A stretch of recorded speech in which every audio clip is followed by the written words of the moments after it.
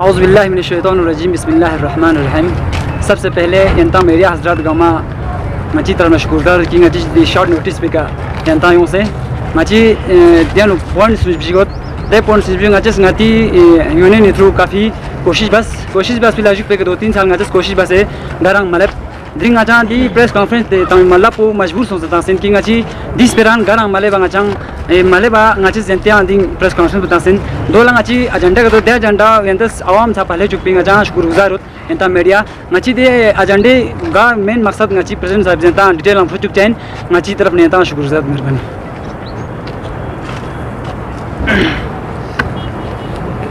औज़ुबिल्लाहिमिनश्शैतानिर्रजीम बिस्मिल्लाहिर्रहमानिर्रहीम। अस्सलामु अलैकुम वजुले। सबसे पहले मैं मेरिया हज़रत का तहे दिल से शुक्रिया अदा करता हूँ जो कि हमारी एक शॉर्ट नोटिस पे आप लोगों ने यहाँ तशरीफ़ लाया। तो जो आज का ये प्रेस कॉन्फ्रेंस है ये हमें बुलाने का मकसद ये रहा कि दिन ब दिन जो है हमारे लोकल टैक्सीज़ का काम रोज़गार जो है वो ख़त्म होते गया। इसका मेन रीज़न क्या हुआ, हम सब जानते हैं कि पिछले 5 साल से हमारे बहुत से यूथ बेकार पड़े हैं, बेरोज़गार हुए हैं, कोई जॉब उनको नहीं मिल रहा है। तो जितने भी यूथ से हमारे यहाँ पे आके जो है वो टैक्सी चला रहे हैं, जिसमें हमारे बहुत ग्रेजुएशन लड़के हैं, पीजी किए हुए हैं, एमफिल किए हुए हैं, बहुत सारी डिग्रीज लेके वो जो है यहाँ पे टैक्सी चला रहे हैं। जो ये भी एक हमारा रीज़न रहा जो कि हमारा इन 5 सालों से पहले 20, 21, 22 में हमारी टोटल टैक्सियाँ थी 140। इन्हीं 3 साल में आज हमारा नंबर्स पहुँच गए हैं 410, 430 के करीब जो हमारे यहाँ टैक्सीज़ हैं इन्हीं 5 साल में, खाली ओमनी वैन टैक्सी स्टैंड में। और इसी तरह हमारे बाकी ज़ाइलो स्टैंड में, ट्रक, टाटा मोबाइल में, इसमें तो शायद मेरे अंदाजे से हज़ारों से ऊपर गए होंगे। तो हर कोई बेरोज़गार होता है, हर कोई कहीं बेकार होता है, तो उसका एक ही ऑप्शन होता है वो ट्रांसपोर्ट में जाके कुछ कमाएँ। तो इसी तरह बहुत सारे हमारे यूथ, बहुत सारे जवान लड़के यहाँ पे आए, कुछ अपना पैसा डाल के, कुछ बैंक फाइनेंस लेके उन्होंने यहाँ पे गाड़ियाँ लाई। तो इसी तरह हमारा बहुत दिन ब दिन जो है आज हमारा काम जो है कम हो रहा है। तो इसका एक रीज़न क्या है, हमारे यहाँ पे जितने जो हमारे यहाँ पे ज़्यादातर जो है प्राइवेट गाड़ियों का इस्तेमाल हो रहा है। हम बार बार प्राइवेट गाड़ी वालों से गुजारिश करते हैं, जहाँ भी हमारा कहीं प्रोग्राम होता है एडमिनिस्ट्रेशन के साथ, कहीं पुलिस वालों के साथ, तो हमारी यही गुजारिश होती है कि उनसे मेहरबानी सर ये प्राइवेट गाड़ियों पे कुछ वो कार्रवाई किया जाए। हमारे लड़के जो इको वाले हैं, वैन वाले हैं, आज की डेट में सुबह शाम को घर जाते हैं, सुबह वहाँ से पैसेंजर लेके आते हैं, तो वहाँ पे कोई पैसेंजर नहीं होता है। जो सुबह प्राइवेट गाड़ियाँ आते हैं वो सब उठा के लेके आते हैं। तो हमारे पूरे प्राइवेट गाड़ी वालों से उनसे यही गुजारिश है कि आप लोगों को ऊपर वाले ने कि अपनी फैसिलिटीज़ के लिए तौफीक दी है कि आप एक प्राइवेट गाड़ी में सफ़र कर सकें। तो मेहरबानी करके आप हमारा रोज़गार हमारे से मत छीन लीजिए। आपकी ही वजह से हमारे बहुत सारे ड्राइवर आज के दिन में डिप्रेशन के शिकार हो गए हैं। बहुत सारे ड्राइवर हमारे ऐसे हैं जिनको सुबह आते शाम को कमा के खाते हैं। किसी के पास ऐसा है बूढ़े घरों में माँ बाप है, मेडिसिन नहीं ले सकते हैं, उनसे नहीं हो सकते, बाल बच्चों का फीस नहीं ले सकते हैं। इतना हमारा ये मार्केट जो है गिरा हुआ है।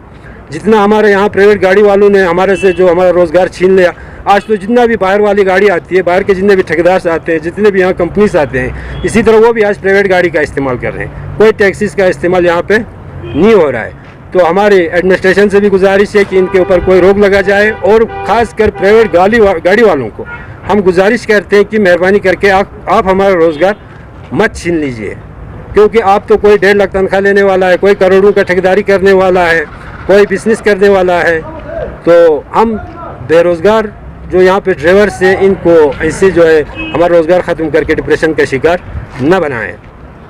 और हमारा दूसरा एक पॉइंट है सर, और वो ये है कि हमारे जो होटल मालिकान हैं, हर किसी को जब यहाँ पे जोजिला खुलता है तो ये एक फ़ख्र महसूस होती है कि हम अब सीज़न आया, हम कुछ कमा लें।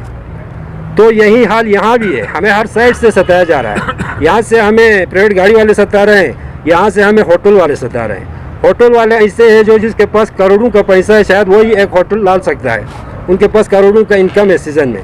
बदकिस्मती की बात ये है, पहले तो ये जो हमारे साइड सीन जो इन टूरिस्ट जो करते हैं इनके होटलों से, ये होना चाहिए था हमारे यूनियन के अंदर से, अब उन्होंने वो भी नहीं दे दिया।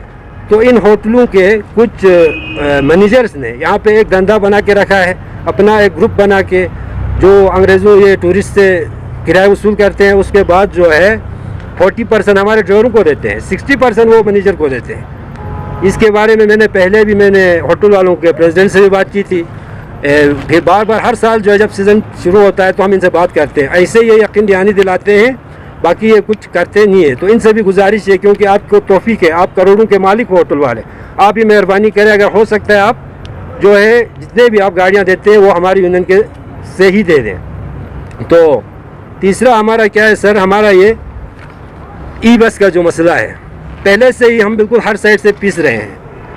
यहाँ से हमको प्राइवेट गाड़ी वाले पीस रहे हैं, यहाँ से हमको जब कहीं सीज़न आता है हम सोचते हैं कि कुछ टूरिस्ट आगे पीछे साइड सीइंग कराएं, वो तो होटल वाले खुद अपनी मनमानी से करा रहे हैं। और होटल वालों के लिए मैं एक चीज़ ये बोलना चाहता हूँ, साथ में एडमिनिस्ट्रेशन के लिए भी, एसएसपी साहब से भी, क्योंकि इन्हीं होटल वालों के मसले में इन्होंने ज़्यादा चार्ज लेके मैं 2 बार पुलिस पोस्ट बाज़ार में पहुँचा हूँ, मुझे बुलाया गया था। तो आज के बाद अगर होटल वाले खुद अपनी गाड़ी बेचते हैं, खुद अपनी मनमर्जी से रेट लेते हैं, कोई भी कंप्लेन आती है, इसके जिम्मेवार हम नहीं होंगे। इसके जिम्मेवार जो है, जो मैनेजर ने लिया है वो मैनेजर ही जिम्मेवार होगा। और एसएसपी साहब से, एडमिनिस्ट्रेशन से गुजारिश है कि आप उन्हीं से ही बात करें और उन्हीं को ही पकड़ लें। तो हमारा जो और तीसरा जो मसला है वो हमारा ई बसेस का है। ई बसेस का सर, हम जो जब पहली बार यहाँ पे ई बसेस पब्लिक फैसिलिटीज़ के लिए दी गई, हम उसका वेलकम करते हैं, पब्लिक फैसिलिटीज़ होनी चाहिए। तो उसके बाद बसें जो यहाँ पे आ गई, फिर हमारे रोज़गार पे बहुत असर पड़ा, हमारी गाड़ियाँ खड़ी पड़ी रही। फिर हम बार बार एसपी साहब के पास गए, बार बार हम डीसी साहब के पास गए, तो उन्होंने फिर एसपी साहब ने हमें बार बार जाने के बाद हम डीसी साहब के बहुत शुक्रगुजार हैं। डीसी साहब ने एक मीटिंग बुलाई, minutes of meeting additional magistrate की सदारत में, तो 26/7/2023 को उस मिनट्स ऑफ मीटिंग में पूरे हमारे यहाँ के ट्रेडर्स सबको ला के, प्रेसिडेंट्स को, ये बस के प्रेसिडेंट को भी ला के वहाँ पे मीटिंग्स पे ये हुआ कि पॉइंट नंबर एक आर्डर निकाला। आर्डर में पॉइंट नंबर 4 में वहाँ पे ये निकलता है कि the electric bus is being operated in circulated of the city where new hospital and council secretariat shall be enter the city as shall return from the mini bus stand with immediate effect। इस बस को जो है mini bus stand से इस बस को वापस होना है। बदकिस्मती की बात है, उस वक्त एक बस थी, आज तो 3-3 बस ही निकाले, 3-3 बस जो दिन में भी चलती हैं। इस बस का दिन में चलने से एक तो हमारे सवारियों का नुकसान हमें हो रहा है, दूसरी बात जगह जगह हमें जाम हो रहा है।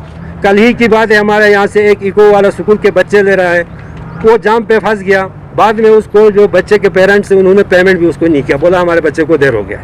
बहुत इसका बड़ा मसला है, इससे हमें जाम भी होता है। और एडमिनिस्ट्रेशन से हमारी गुजारिश है कि इस पे आप जो मिनट्स ऑफ मीटिंग में आर्डर निकली है उसी के बस हिसाब से इस बस को चलाया जाए।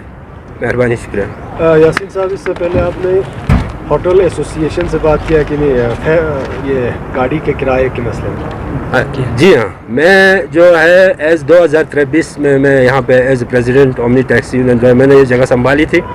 वो संभालते ही मैंने 2 महीने के बाद मैंने हमारे होटल प्रेसिडेंट से बात की, उसको हमने एक रेड लिस्ट भी दी थी। तो उसके बाद फिर उसमें कुछ उन्होंने काम नहीं किया, फिर जो उन्होंने वही करना था आज भी वो वही कर रहे हैं। फिर एडमिनिस्ट्रेशन की तरफ से जैसे आपने बताया ई बस के मसले में, तो आपने पहले भी इशू रेज किया था, अभी तक इस पर स्टेप नहीं उठाया। जी। तो आने वाले दिनों में एडमिनिस्ट्रेशन अगर इस पर स्टेप नहीं उठाते तो यूनियन का क्या स्टेप रहेगा?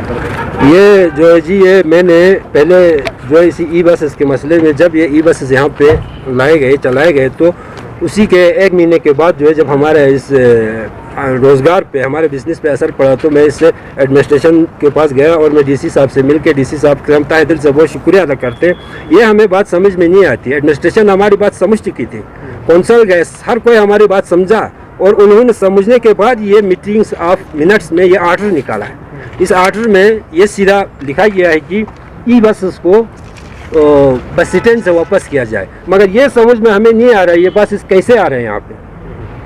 तो एडमिनिस्ट्रेशन का हम तो बहुत शुक्रगुजार है, एडमिनिस्ट्रेशन ने अपना काम किया हुआ है, ये आर्डर मेरे पास है, मगर फिर भी ये बसेस कहाँ से आते हैं इस गाँव में कोई मालूम नहीं है। प्रेसिडेंट साहब, जो चार्ज को लेके, किराए को लेकर ना, वन वाले फॉर एग्जांपल यहाँ फातिमिया चौक से अगर खुमैनी चौक कोई जाना हो तो वहाँ पे भी 20 रुपये लेता है, यहाँ से अगर कोई दूर या हॉस्पिटल जाना हो तो वहाँ पे भी 20 रुपये लेते हैं। तो इस पे क्या कहें, क्या एडमिनिस्ट्रेशन ने आपको कुछ रेड लिस्ट मुहैया किया हुआ है?